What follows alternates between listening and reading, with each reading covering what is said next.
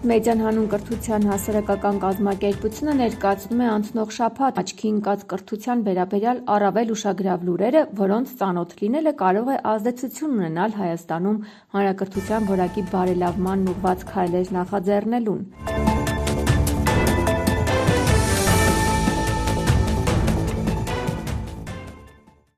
Ինչ նպատակ պետք է ունենա կրթությունը և ինչ դերակատարում պետք է ունենա դպրոցը ֆիննական հասարակության ապագայում։ Այս հարցի կարևորությունն ընդգծված է Ֆինլանդիայի հիմնական կրթություն 2045 ռազմավարության մեջ։ Հստակ ձևակերպված է առանցքային սկզբունքը։ Դպրոցի առաքելությունը չպետք է սահմանափակվի միայն երեխաներին և երիտասարդներին ապագային նախապատրաստելով։ Դպրոցը պետք է նաև ակտիվորեն նպաստի այդ ապագայի ձևավորմանը և օգնի կառուցել ավելի լավ, ավելի կայուն և ավելի մարդկային հասարակություն։ Ֆիննական ռազմավարությունն առանձնացնում է կրթության վրա ազդեցություն ունեցող 6 փոխկապակցված գլոբալ շարժիչ ուժ՝ տեխնոլոգիական առաջընթացի արագացումը և աշխատանքի վերափոխումը, էկոլոգիական և տնտեսական կայունության ճգնաժամը, ժողովրդավարության և մասնակցության ճգնաժամը, մտավոր առողջության և բարեկեցության խնդիրները, հասարակության բևեռացումը և համերաշխության ու վստահության էրոզիան, արժեքների, կյանքի իմաստի և ապագայի կողմնորոշման բարդությունը։ Այս համընդհանուր գործոնները խիստ ազդում են նաև Ֆինլանդիայի վրա։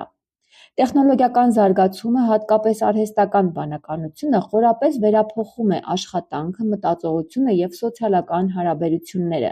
Ֆիննական ռազմավարությունը նաև շեշտում է, որ դպրոցները պետք է վերանայեն կոմպետենցիա հասկացությունը և զարգացնեն շարունակական վերափոխման կարողություն։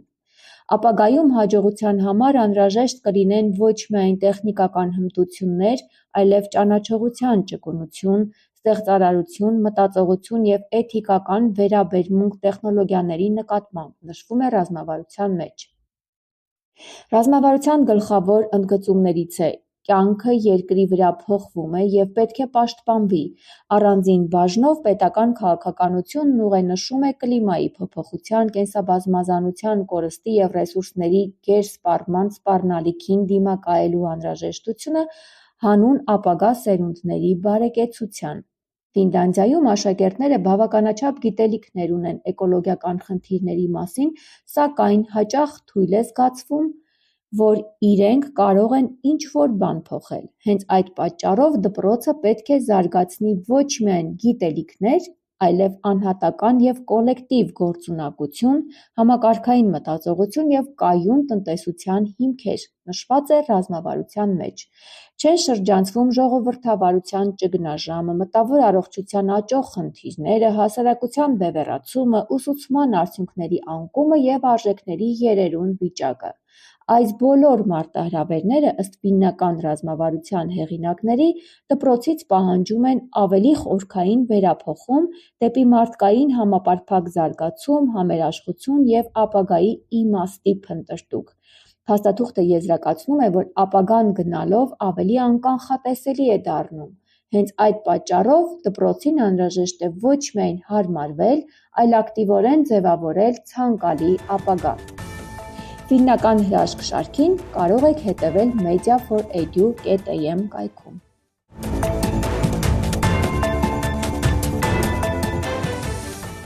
Իրանի խորհրդարանի փոխխոսնակ Ալի Նիգզադը հայտարարել է, որ դպրոցների ավարտական քննությունները կանցկացվեն պատերազմի ավարտից 15 օր անց, իսկ համալսարանների ընդունելության ազգային քննությունները հրադադարից 45 օր հետո, սակայն Միացյալ Նահանգների նախագահի հայտարարած անորոշ ժամկետով զինադադարի ֆոնին դեռ պարզ չէ, թե երբ կհայտարարվի պատերազմի պաշտոնական ավարտը և երբ կվերսկսվի ուսումնական տարին։ Իրանի դպրոցները գործում են հեռավար ռեժիմով։ Ապրիլի 27-ին Կրթության նախարարության հասարակայնության հետ կապերի բաժինը հայտնել է, որ առայժմ ծրագրեր չկան դասերը դեմ առ դեմ ձևաչափով վերսկսելու վերաբերյալ։ Նախարարությունը նշել է, որ դպրոցների աշխատանքի ցանկացած փոփոխություն կախված է համապատասխան մարմիններից անհրաժեշտ թույլտվություն ստանալուց։ Փետրվարի 28-ից, երբ Միացյալ Նահանգներն ու Իրանը հարվածներ են հասցրել Իրանին, երկրում կրթությունն ամբողջությամբ անցել է առցանց տարբերակի, սակայն ինտերնետի խափանումների և վիրտուալ դասարաններին հասանելիության սահմանափակման պատճառով շատ շրջաններում ուսումնառությունը գրեթե դադարեցվել է, հատկապես անապահով շրջանների աշակերտները նկատելի նահանջ են արձանագրում։ Ուսուցիչներն ու ծնողները իրանական լրատվամիջոցների փոխանցմամբ նշում են, որ այս պլատֆորմը չի կարողացել փոխարինել ավանդական դասերին տեխնիկական խափանումների, հաճախակի անջատումների և ուսուցիչ-աշակերտ հաղորդակցության թույլ մակարդակի պատճառով։ Անկայուն ինտերնետը էլ ավելի է վատթարացրել իրավիճակը, փաստացի ուսումնառությունից դուրս մղելով աշակերտների զգալի մասին։ Այս ամենը սպառնում է խորացնել կրթական անհավասարությունը։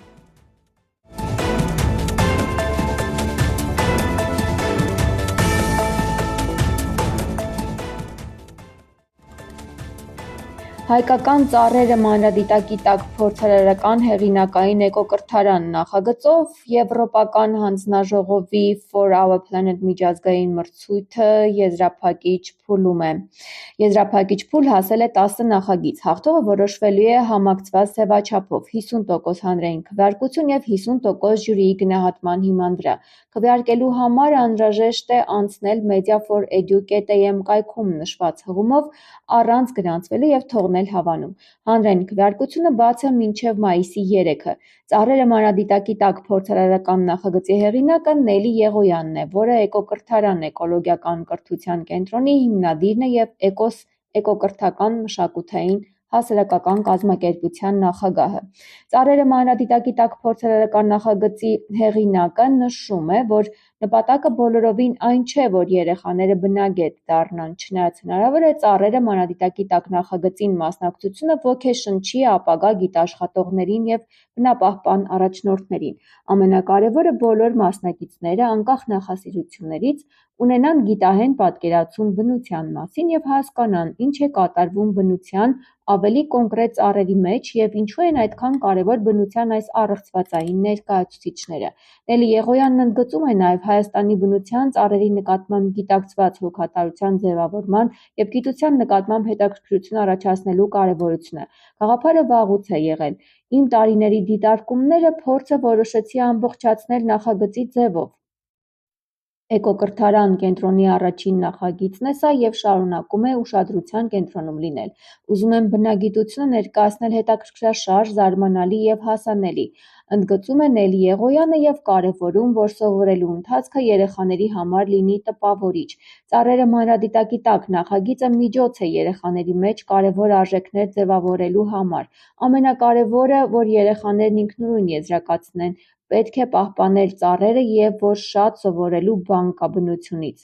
ասում է ծրագրի հեղինակը։ Էկոկրթարանի նախագծի իրականացման որոշման հիմքը հենց այս կազմակերպության դիտարկումներն են և կարևորությունը, որ դասագրքային ձևաչափից դուրս բնության մեջ բնությունն ուսումնասիրելն է առավել արդյունավետ տարբերակը։ Բացի այդ, միաժամանակ մի քանի խնդիր լուծելու հնարավորություններ բացող ճանապարհը։ Ծրագրի փորձարկմանը մասնակցել է Երևանից, Կոտայքի ու Գեղարքունիքի մարզերից ավելի քան 700 դպրոցական, ներառյալ 2 վերականգնողական կենտրոնի երեխաներ իրենց քույր-եղբայրների հետ։ Փորձարկումն իրականացվել է ջրվեժ անտառպարկում, քաղաքային այգիներում, գործընկերների տարածքներում, հարմարվելով տվյալ միջավայրի տված հնարավորություններին։ Նելի Եղոյանը համոզվել է, որ նախագիծը հրաշալի կերպով լրացնում է հանրակրթական դպրոցական ծրագիրը, հատկապես 7-րդ դասարանների դեպքում։ Ուսուցիչների համար այն ծառայում է աշակերտներին մոտիվացնելու, բնագիտության նկատմամբ հետաքրքրություն առաջացնելու միջոց։ Այն դպրոցի համար առանց նոր ռեսուրսներ ներդնելու դառնում է աշակերտներին և դպրոցական համայնքին առաջարկվող արժեք։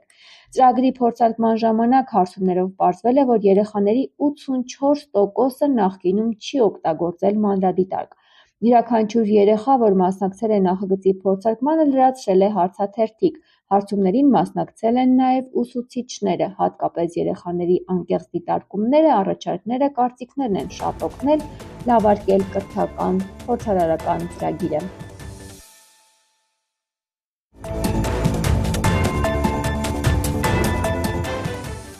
Կրթական լուրերին կարող եք ծանոթանալ media4edu.am կայքում։